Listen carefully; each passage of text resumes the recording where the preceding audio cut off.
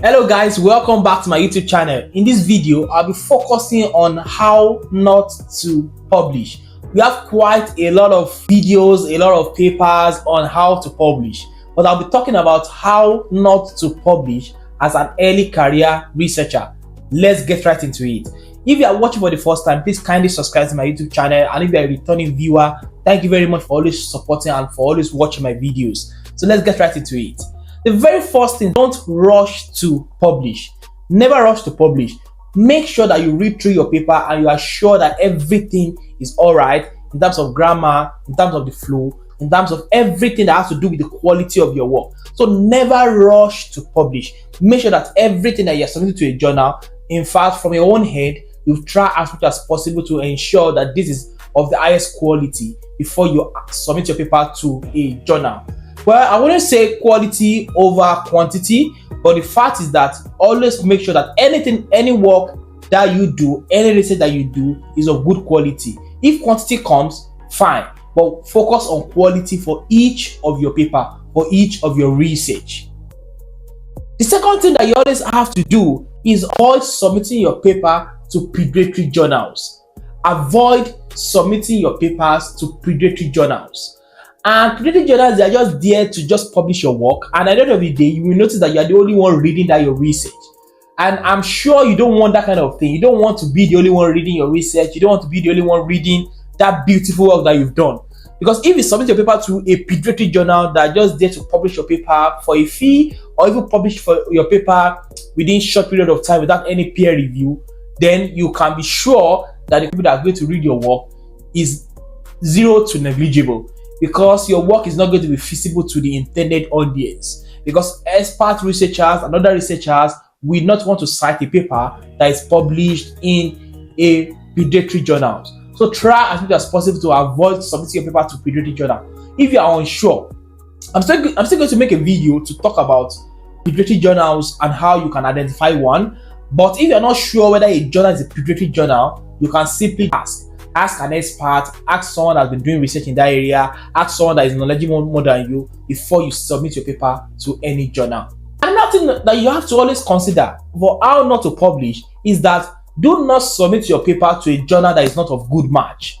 If a journal is focused on a particular area and is not really a good fit for your work, never submit your paper to those kind of journals, because at the end of the day, and most likely your paper is likely to be rejected if it is a good journal. So always look for a journal which is of good fit, which is of perfect fit for your research.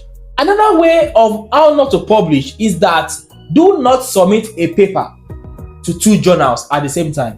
And this is what I mean. If you submit a paper to journal A, wait for you to hear back from that journal before you submit your paper to another journal. In case it is rejected or accepted or is sent to you back for review, you will know.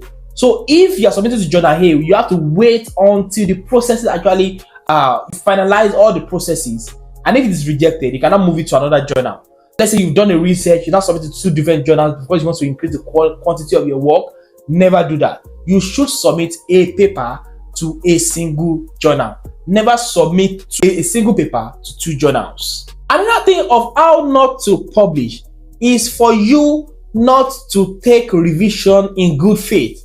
I know sometimes it can be somehow when some journals actually send you feedback and you think that the comment is not good or the comment is not bad, is not correct or is not accurate. You can always communicate that respectfully to reviewers. Though I know it can be challenging because some reviewers are so paid and that can be stressful for you to be able to navigate sometimes.